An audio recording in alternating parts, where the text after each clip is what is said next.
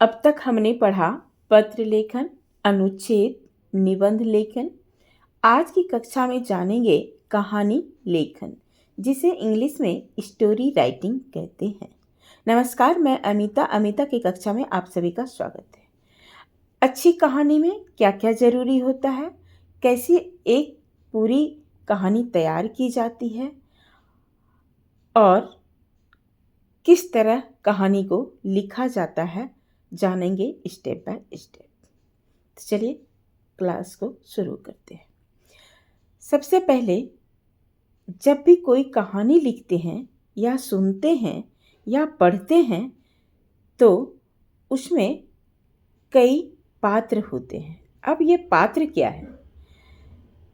पात्र जब हम कोई ड्रामा या नाटक को देखते हैं तो जिस किसी कहानी में या कोई भी नाटक में जब खेला जाता है तो उसमें जो अभिनय करता है उसे हम पात्र कहते हैं, चाहे कहानी किसी भी प्रकार के क्यों न हो। जब हम नाटक देखते हैं तब भी उसमें पात्र होते हैं। कोई कहानी लिखते हैं तो हम 2-4 उसमें पात्र होते हैं, यानी 2-4 इंसान होते हैं या जानवर होते हैं। जैसी कहानी वैसे उसमें पात्र होती है। इसलिए किसी भी विषय पर कहानी लिखने से पहले उसकी रूपरेखा तैयार की जाती है। अब रूपरेखा क्या है? रूपरेखा उसे कहते हैं कि जब हम किसी भी कहानी को लिखना शुरू करते हैं तो उसके पहले बनावट को देखते हैं कि हम किस प्रकार लिखें जो वह कहानी रोचक लगे। रोचक मतलब अच्छा लगे, यानी एक दूसरे को उससे प्रभावित हो सके, राइट। जैसे जो छोटे बच्चे होते हैं उसे लिखने में मुश्किल होती है, क्योंकि वो छोटा बच्चा होता है तो उसे समझ में नहीं आती है, तो उसको चित्र या संकेत देकर या चित्र दिखाकर उसे लिखने को कहता है।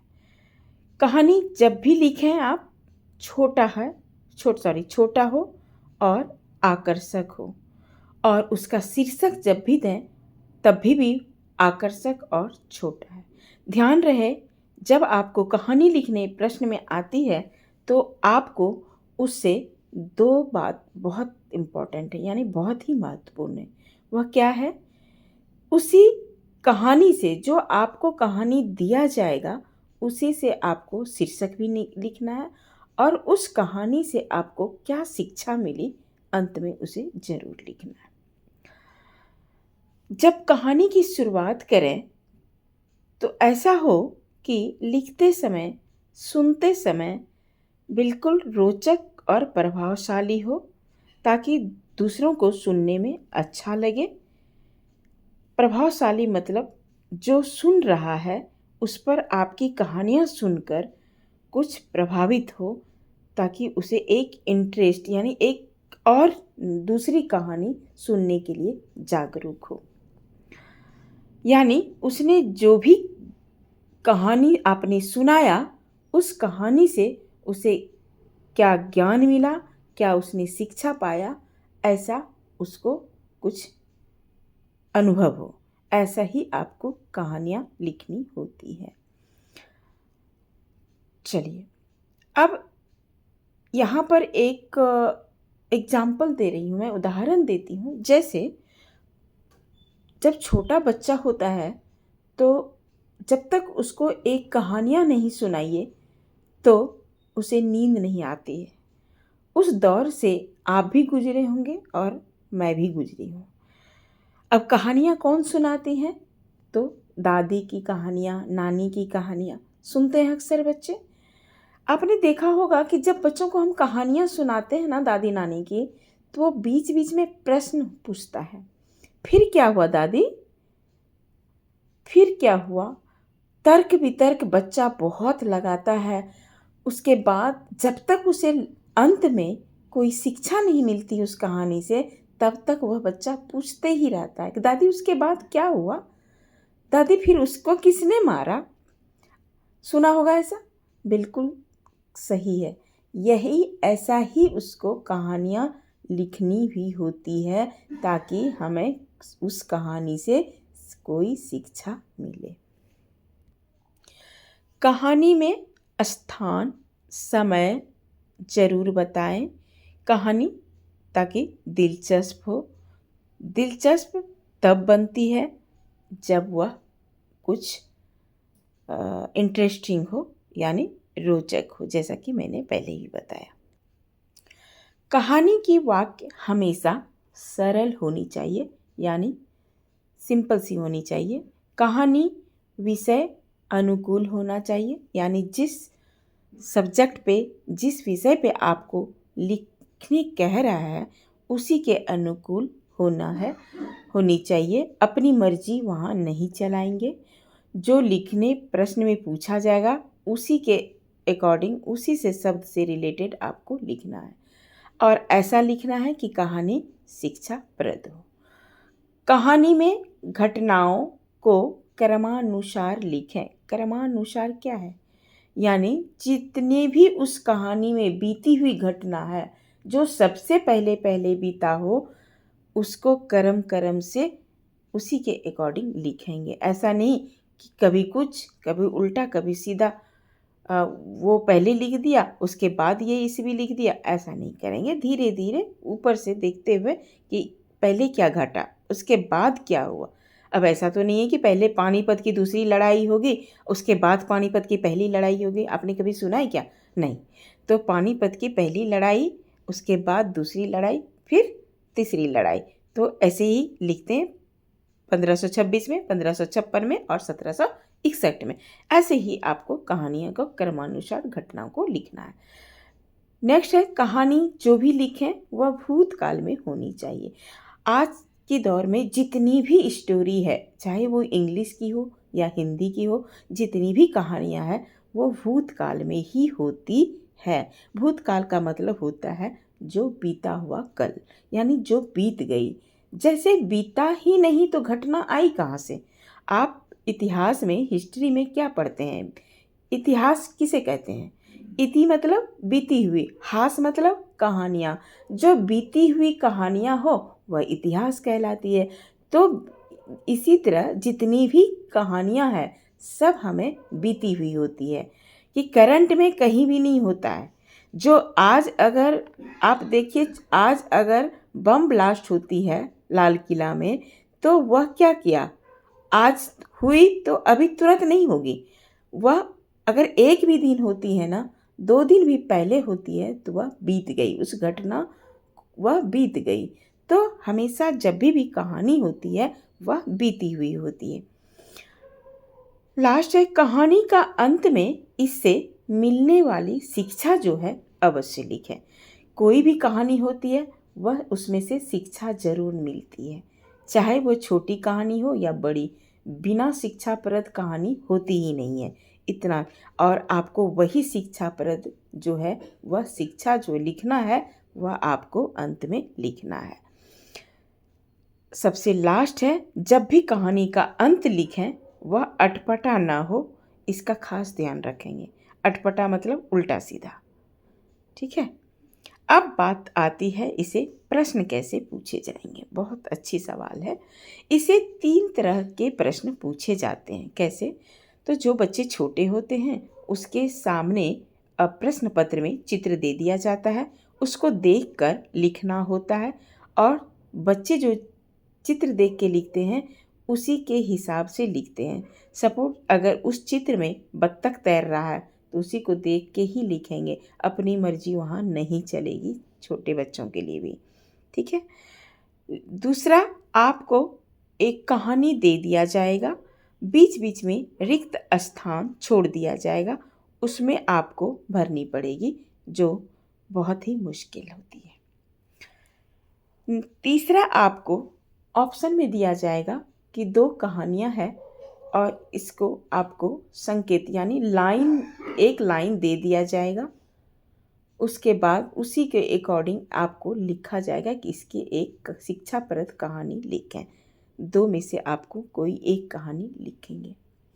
कहानी दोनों तरफ हाशिया छोड़ के लिखेंगे। शीर्षक का हेडलाइन देंगे ऊपर में, उसको अंडरलाइन करेंगे, देन स्टार्ट करेंगे। लास्ट में शिक्षा लिख के डैश लिखेंगे, जो उस कहानी से आपको शिक्षा मिले उसी कहानी से शिक्षा वहीं डालेंगे। और जब भी शिक्षा लिखेंगे वो हमेशा एक पंक्ति में लिखेंगे। ठीक है, चलिए आइए एक उदाहरण को देख लेते हैं, शायद इससे आपको समझ में आ जाए। तो उदाहरण में हमने लिया है एकता में बल। एकता क्या है? यूनिटी। बल क्या है? पावर। जहाँ यूनिटी है वहीं पावर है। यूनिटी खत्म, आप वहाँ पावर भी खत्म होती है। आइए देखते हैं, कहानी की ओर बढ़ते हैं। तो हम पाते हैं कहानी से कि एक जंगल में, ध्यान दीजिएगा यहाँ पर, एक जंगल में 4 गायें रहती थी। चारों आपस में बहुत गहरी मित्र थी। वे एक साथ चरती, एक साथ जंगल में घूमती और साथ साथ ही सोती थी। उसी जंगल में एक शेर भी रहता था। वह उन चारों गायों को रोज देखता और सोचता, कितना अच्छा हो यदि मुझे ये गायें खाने को मिल जाए। इनका मांस तो मेरे लिए कई दिनों का भोजन बन सकता है। परंतु वह उनकी एकता के कारण उनके पास जाने से डरता था, क्योंकि वे 4 गायें बहुत हट्टी खट्टी थी। हट्टी खट्टी मतलब हेल्दी थी। एक बार शेर ने उनमें से एक गाय पर हमला करने की भूल कर दी। यानी भूल कर दी मतलब एक गाय पर हमला कर दिया उन्होंने, शेर ने। तब चारों गायें ने मिलकर उसे खदेड़ दिया। यानी 4 गाय थी, एक शेर था, तभी भी 4 गायों ने मिलकर उसे खदेड़ दिया, मार दिया। अचानक एक दिन किसी बात पर चारों गायें की आपस में लड़ाई हो गई। वे एक दूसरे से रूठकर अलग अलग दिशाओं में चली गई। शेर यह सब देख रहा था। उसकी खुशी का कोई ठिकाना न रहा। इसने मौका देखा और एक अकेली गाय पर हमला कर उसे मार डाला। इसी तरह उसने एक एक करके चारों गायों को मारकर उन्हें अपना भोजन बना लिया। आपने देखा, पहले क्या था? एकता था। 4 गायें मिलकर शेर को खदेड़ा। अगर शेर ने एक एक गाय को उसी तरह मारते गया, क्यों मारा? क्योंकि देख लिया कि ये चारों में आपस में लड़ाई हो रही है, अब तो इसमें बनता है नहीं, बनेगा भी नहीं, एक एक करके हमला करके मार दूंगा और मुझे मांस मिल जाएगी, है ना। तो ये जो है था, ये तो गाय की, जानवर की कहानी थी। आजकल पीढ़ी दर पीढ़ी में क्या चल रही है? अब एक ही घर में इंसान में लड़ाई होती है।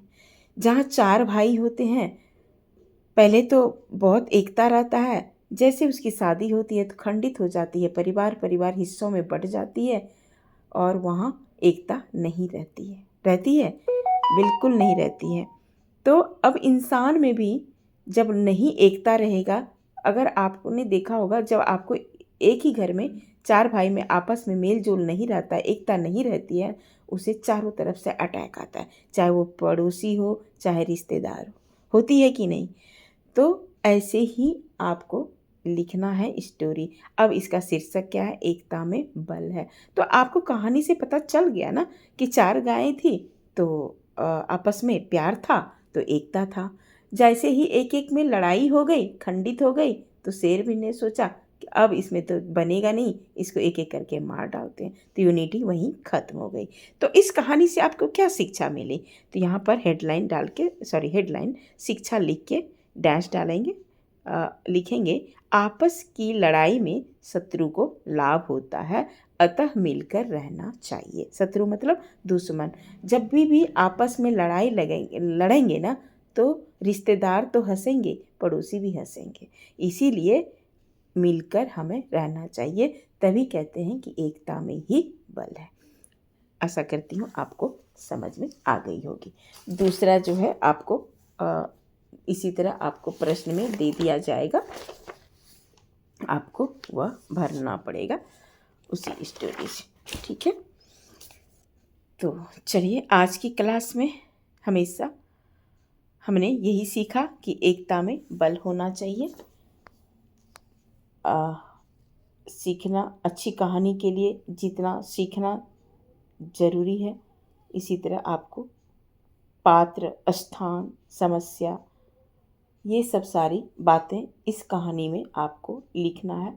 कोई भी कहानी लिखें, उसमें अच्छी कहानी लिखने के लिए आपको पात्र, कौन सी स्थान, क्या उसकी समस्या है और क्या घटना बीती उसके साथ, इस तरह आप स्टेप बाय स्टेप लिखेंगे तो आपको मार्क्स मिल जाएगी।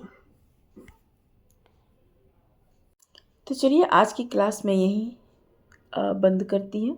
आशा करती हूँ कि आज की क्लास पसंद आई होगी। अगर पसंद आई है तो इसे लाइक, शेयर, सब्सक्राइब करें ताकि इस क्लास से दूसरों को भी मदद मिल सके। तो मिलते हैं अगली कक्षा में। तब तक के लिए take care and bye bye.